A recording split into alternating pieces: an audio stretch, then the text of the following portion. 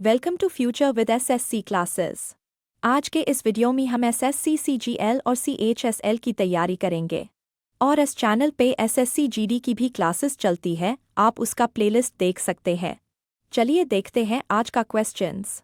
निम्नलिखित में से कौन सा भारत में संचार मेल चैनल है? Which of the following is the communication mail channel in India? A red channel, B pink channel, C yellow channel, D green channel. इसका सही जवाब है ग्रीन चैनल। संचार मेल चैनल के बारे में और कुछ बातें। भारत में डाक की त्वरित डिलीवरी के लिए भारतीय डाक नेटवर्क ने 6 मेल चैनल शुरू किए हैं। Rajdhani channel, metro channel, green channel, business channel, bulk mail channel, periodical channel. संचार प्रक्रिया में चैनल वह माध्यम होता है जिसके जरिए संदेश प्रेषक से प्राप्तकर्ता तक पहुंचता है। टेलीफोन लाइन, समाचार पत्र और ईमेल सभी संचार चैनलों के उदाहरण हैं। चलते हैं अगले क्वेश्चन पे। बहाई धर्म मंदिर कहाँ स्थित है? वेयर इज द बहाई टेम्पल लोकेटेड?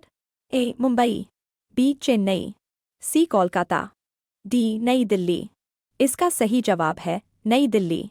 बहाई धर्म का मंदिर यानी लोटस टेम्पल नई दिल्ली के नेहरू प्लेस में है। चलते हैं अगले क्वेश्चन पे। निम्नलिखित में सबसे प्राचीन पर्वत श्रृंखला कौन सी है? Which of the following is the oldest mountain range? A Vindhya, B Aravalli, C Satpura, D Himalaya. इसका सही जवाब है अरावली। अरावली पर्वत श्रृंखला के बारे में और कुछ बातें। अरावली पर्वत श्रृंखला भारत की सबसे प्राचीन पर्वत श्रृंखला है। यह राजस्थान में स्थित है और इसे आड़ावाला पर्वत के नाम से भी जाना जाता है।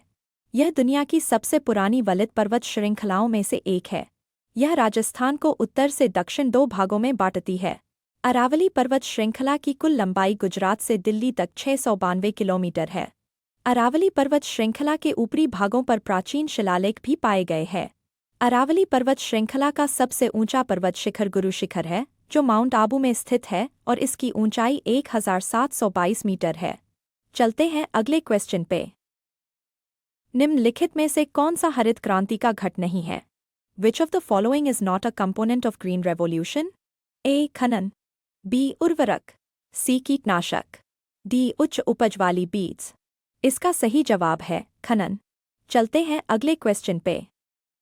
सुल्तानपुर बर्ड अभयारण्य कहाँ स्थित है? Where is Sultanpur bird sanctuary located? A Gurgaon में, बी भरतपुर में, सी चंडीगढ़ में, डी गांधीनगर में। इसका सही जवाब है गुड़गांव में। सुल्तानपुर पक्षी अभयारण्य के बारे में और कुछ बातें। सुल्तानपुर पक्षी अभयारण्य हरियाणा के गुरुग्राम जिले में स्थित है। यह गुरुग्राम झज्जर राजमार्ग पर सुल्तानपुर गांव में है। यह दिल्ली से 50 किलोमीटर और गुरुग्राम से 15 किलोमीटर दूर है।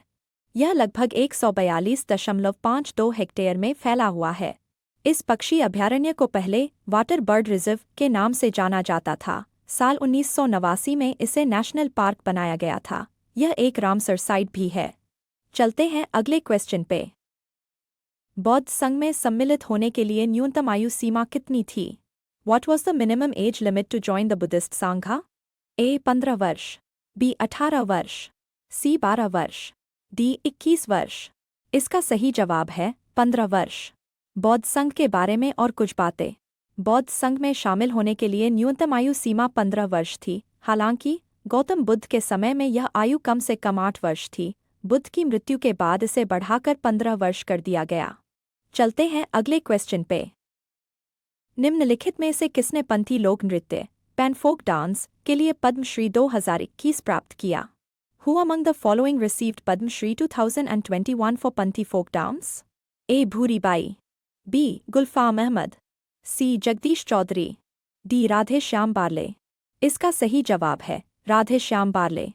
पंथी लोक नृत्य के बारे में और कुछ बातें। राधे श्याम बारले को पंथी लोक नृत्य में उनके योगदान के लिए साल 2021 में पद्मश्री से सम्मानित किया गया था। राधे श्याम बारले ने प्रदर्शन और कार्यशालाओं के जरिए इस पारंपरिक नृत्य शैली को लोकप्रिय बनाने और संरक्षित करने में अहम भूमिका निभाई है। पंथी नृत्य छत्तीसगढ़ के सतनामी समुदाय का एक अहम लोक नृत्य है। यह नृत्य सतनामी समुदाय की आध्यात्मिक मान्यताओं और सामाजिक संदेशों को व्यक्त करता है। इस नृत्य में नर्तक गुरु की महिमा और उनके उपदेशों का बखान करते हैं। गुरु घासीदास के उपदेश इस नृत्य के जरिए लोगों तक पहुंचाए जाते हैं। चलते हैं अगले क्वेश्चन पे। केंद्र शासित प्रदेश लक्षद्वीप की आधिकारिक भाषा निम्न में से क्या है? Which of the following is the official language of the union territory of Lakshadweep? A. Tamil, B. Malayalam, C. Great Andamani, D. Sinhala. इसका सही जवाब है मलयालम। केंद्र शासित प्रदेश लक्षद्वीप की आधिकारिक भाषाएं मलयालम और अंग्रेजी है। लक्षद्वीप के ज्यादातर लोग मलयालम बोलते हैं, हालांकि मिनिकॉय द्वीप पर धिवेही भाषा काफ़ी बोली जाती है। धिवेही एक इंडो-आर्यन भाषा है और मालदीव गणराज्य की आधिकारिक भाषा भी है। चलते हैं अगले क्वेश्चन पे। महाबलीपुरम के रथ मंदिरों का निर्माण किसके शासनकाल में हुआ था? During whose reign were the chariots of Mahabalipuram built? A. पालों के, बी. चोलों के, सी. राष्ट्रकूटों के, डी. पल्लवों के। इसका सही जवाब है पल्लवों के। महाबलीपुरम के बारे में और कुछ बातें। महाबलीपुरम के रथ मंदिरों का निर्माण पल्लव वंश के राजा नरसिंहवर्मन प्रथम और नरसिंहवर्मन द्वितीय के शासनकाल में हुआ था। महाबलीपुरम के रथ मंदिरों का निर्माण पल्लव राजा नरसिंहवर्मन प्रथम ने 7वीं और 8वीं शताब्दी में करवाया था। महाबलीपुरम के पंच रथों को पांडव रथ भी कहा जाता है। इनका निर्माण नरसिंहवर्मन प्रथम के शासनकाल में हुआ था।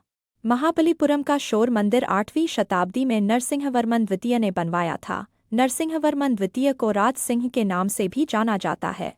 महाबलीपुरम के गणेश रथ का निर्माण 7वीं शताब्दी के अंत में हुआ था। इसका श्रेय परमेश्वरवर्मन प्रथम को दिया जाता है। महाबलीपुरम के रथ मंदिरों की चट्टानों को काटकर बनाई गई मूर्तियों की सुंदरता पूर्ववर्ती पल्लव शासकों की कलात्मक रुचि को दर्शाती है। चलते हैं अगले क्वेश्चन पे। मुल्लायनगिरी पहाड़ियाँ भारत के किस राज्य में स्थित हैं? In which state of India are the Mullayanagiri hills located? A. Kerala, B. Karnataka, C. Telangana, D. Tamil Nadu. इसका सही जवाब है कर्नाटक। मुल्लायनगिरी पहाड़ी के बारे में और कुछ बातें। मुल्लायनगिरी पहाड़ी भारत के कर्नाटक राज्य में है। यह कर्नाटक की सबसे ऊंची चोटी है। इसकी ऊंचाई 1930 मीटर है। यह चिक्कमगलूर जिले के चंद्रद्रोण पर्वत श्रृंखला में स्थित है। यह पश्चिमी घाट की 23वीं सबसे ऊंची चोटी है। मुल्लायनगिरी की चोटी पर एक छोटा मंदिर और पुलिस रेडियो रिले स्टेशन है। मुल्लायनगिरी की सड़क बहुत संकरी है और खड़ी चट्टानों से नज़ारा दिखता है। चोटी तक गाड़ी से जाना संभव नहीं है। मुल्लायनगिरी एक बेहतरीन ट्रैकिंग स्पॉट है। साफ दिनों में अरब सागर दिखाई देता है। मुल्लायनगिरी मानसून लवर्स की पहली पसंद है। चलते हैं अगले क्वेश्चन पे। पूर्व पश्चिम गलियारा निम्नलिखित में से किस शहर को जोड़ता है? The east west corridor connects which of the following cities? A. Shillong और कांडला, बी. ईटानगर और द्वारका, सी. सिलचर और पोरबंदर, डी. गुवाहाटी और गांधीनगर। इसका सही जवाब है सिलचर और पोरबंदर। पूर्व पश्चिम गलियारा के बारे में और कुछ बातें। पूर्व पश्चिम गलियारा असम के सिलचर को गुजरात के पोरबंदर से जोड़ता है। यह भारत सरकार की गोल्डन क्वाड्रिलेटरल राजमार्ग परियोजना का हिस्सा है। इसे राष्ट्रीय राजमार्ग 27 NH 27 के नाम से भी जाना जाता है। यह गलियारा करीब 3400 किलोमीटर लंबा है और कई प्रमुख शहरों और कस्बों से होकर गुजरता है। इनमें अहमदाबाद, उदयपुर, अजमेर, जयपुर, आगरा, कानपुर, वाराणसी, कोलकाता, गुवाहाटी और शिलांग शामिल है। यह राजस्थान के सिरोही, उदयपुर, चित्तौड़गढ़, भिलवाड़ा, बूंदी और कोटा जिलों से भी होकर गुजरता है। इस गलियारे का मकसद देश भर में सड़क संपर्क में सुधार करना है। इससे जुड़े क्षेत्रों में आर्थिक विकास को बढ़ावा मिलने की उम्मीद है। चलते हैं अगले क्वेश्चन पे। चचनामा मूलतः किस भाषा में लिखा गया था? In which language was Chachnama originally written? A. Turki, B. Prakrit, C. Arabi, D. फारसी। इसका सही जवाब है अरबी। चचनामा मूलतः अरबी भाषा में लिखा गया था। चलते हैं अगले क्वेश्चन पे। गीत गोविंद के लेखक कौन थे? Who was the author of गीत गोविंद? ए. जयदेव, बी. कल्हण, सी. कालिदास, डी. राजा राव। इसका सही जवाब है जयदेव। गीत गोविंद के बारे में और कुछ बातें। गीत गोविंद के लेखक जयदेव थे। जयदेव 12वीं शताब्दी के प्रसिद्ध संस्कृत कवि थे। वे उत्कल राज्य ओडिशा के गजपति राजाओं के समकालीन थे। जयदेव एक वैष्णव भक्त और संत थे। जयदेव ने रतिमंजरी नाम की रचना भी की थी। गीत गोविंद को श्रीमद्भागवत के बाद राधा कृष्ण की लीलाओं का बेहतरीन साहित्य माना जाता है। गीत गोविंद में कृष्ण, राधा और वृंदावन की गोपियों के बीच के संबंधों का वर्णन है। इस काव्य में भक्ति और प्रेम की उच्चता को दर्शाया गया है। गीत गोविंद को आधार बनाकर ओडिसी नृत्य का विकास हुआ। गीत गोविंद का अनुवाद और व्याख्यान कई भाषाओं में हो चुका है। चलते हैं अगले क्वेश्चन पे। नर्मदा एवं ताप्ती नदियों के मध्य स्थित है। It is situated between Narmada and Tapti rivers. A. Aravalli पहाड़ियाँ, बी. सतपुड़ा श्रेणियाँ, सी. विंध्य पर्वत, डी. राजमहल पहाड़ियाँ। इसका सही जवाब है सतपुड़ा पर्वतमाला। सतपुड़ा पर्वतमाला के बारे में और कुछ बातें।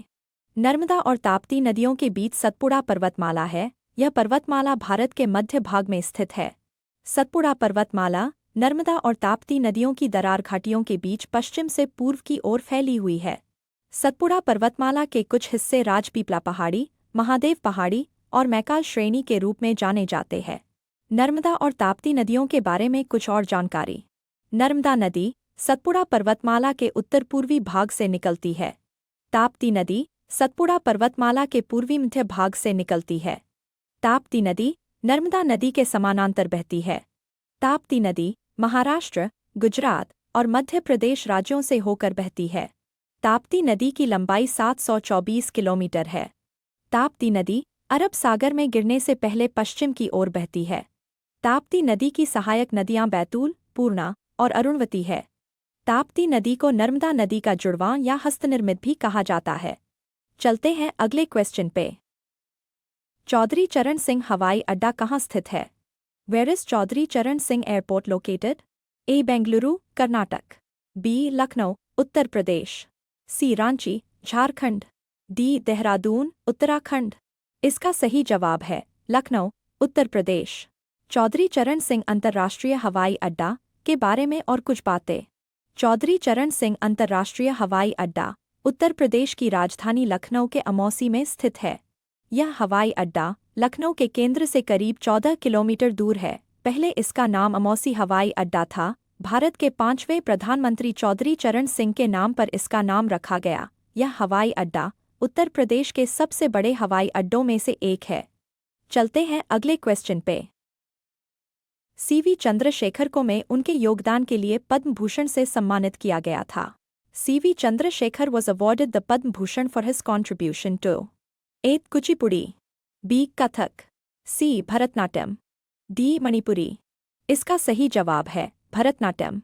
सीवी चंद्रशेखर को भरतनाट्यम में उनके योगदान के लिए पद्म भूषण से सम्मानित किया गया था। साल 2011 में उन्हें यह सम्मान मिला था। भरतनाट्यम भारतीय शास्त्रीय नृत्यों में से एक है और इसकी उत्पत्ति तमिलनाडु में हुई थी। चलते हैं अगले क्वेश्चन पे। मध्यकालीन वास्तुकला में सराय का उपयोग किसके लिए किया जाता था? मेडिवल आर्किटेक्चर इंस were used for was done for a. गोदाम, बी. अस्पताल, सी. युद्ध अभ्यास, डी. अस्थायी आवास। इसका सही जवाब है अस्थायी आवास। सराय आश्रय स्थल के बारे में और कुछ बातें। सराय आश्रय स्थल थे जो यात्रियों, विशेषकर लंबी यात्राओं पर जाने वाले यात्रियों को भोजन, पानी और आवास प्रदान करते थे। चलते हैं अगले क्वेश्चन पे। पहला एंग्लो-बर्मी युद्ध कब हुआ था? When did the first Anglo-Burmese War take place? A. 1892 से 1893, B. 1885 से 1886, C. 1824 से 1826, D. 1852 से 1853। इसका सही जवाब है 1824 से 1826। पहला एंग्लो-बर्मी युद्ध के बारे में और कुछ बातें। पहला एंग्लो-बर्मी युद्ध 5 मार्च 1824 से 24 फरवरी 1826 के बीच हुआ था। इस युद्ध को अंग्रेजी में फर्स्ट बर्मा वॉर और बर्मी भाषा में फर्स्ट अंग्रेजी अटैक वॉर कहा जाता है। यह युद्ध ब्रिटिश ईस्ट इंडिया कंपनी और बर्मा साम्राज्य के बीच हुआ था। इस युद्ध में ब्रिटिश ईस्ट इंडिया कंपनी की जीत हुई थी। इस युद्ध के बाद यंदाबो की संधि हुई थी। चलते हैं अगले क्वेश्चन पे। नॉर्वे शतरंज 2024 पुरुष वर्ग का खिताब किस खिलाड़ी ने जीता? Which player won the Norway Chess 2024 mains title? A. Magnus Carlsen, B. R. Pragyanandadha, C. Hikaru Nakamura, D. Fabiano Caruana। इसका सही जवाब है मैग्नस कार्लसन। मैग्नस कार्लसन और जू वेंजून ने नॉर्वे शतरंज 2024 के पुरुष और महिला दोनों वर्गों में खिताब जीत लिया। चलते हैं अगले क्वेश्चन पे। तैमूर लंग ने किसके शासनकाल में भारत पर आक्रमण किया? During whose reign did Timur Lang invade India? A. Bahlol Lodi, B. Firoz Tughlaq, C. Alauddin Khilji, D. Nasiruddin Mahmud. इसका सही जवाब है नासिरुद्दीन महमूद। तैमूर लंग ने तुगलक वंश के अंतिम शासक नासिरुद्दीन महमूद शाह तुगलक के शासनकाल में 1398 ईस्वी में भारत पर आक्रमण किया था। तैमूर लंग के बारे में कुछ और बातें। तैमूर लंग एक तुर्की सरदार था। एक पैर से लंगड़ा होने के कारण उसका नाम तैमूर लंग पड़ गया था। तैमूर लंग ने हिंदू राजाओं और शासकों को नष्ट करने के मकसद से भारत पर आक्रमण किया था। तैमूर लंग के आक्रमण के बाद तुगलक वंश का शासन लगभग खत्म हो गया। तैमूर लंग के आक्रमण के बाद सैयद राजवंश ने भारत पर शासन किया। चलते हैं अगले क्वेश्चन पे। भारत की जनगणना 2001 के अनुसार निम्नलिखित में से किस राज्य में बाल लिंगानुपात सबसे कम है? According to the Census of India, 2001, which of the following states has the lowest child sex ratio? A. Kerala, B. Haryana, C. Uttarakhand, D. Himachal Pradesh. इसका सही जवाब है हरियाणा। भारत की जनगणना 2001 के मुताबिक हरियाणा में बाल लिंगानुपात सबसे कम था। बाल लिंगानुपात का मतलब है 0 से 6 साल के आयु वर्ग में प्रति 1000 पुरुषों पर महिलाओं की संख्या। साल 2001 में भारत का बाल लिंगानुपात 927 था। साल 2011 की जनगणना में यह घटकर 919 रह गया। साल 2011 की जनगणना के मुताबिक मिजोरम में सबसे ज्यादा बाल लिंगानुपात था। वहां 1000 पुरुषों पर 971 महिलाएं थीं। आज के लिए इतना ही। मैं मिलूंगी न्यू वीडियो में न्यू क्वेश्चन के साथ। तब तक के लिए आप अपना तैयारी करते रहिए। Thanks for watching.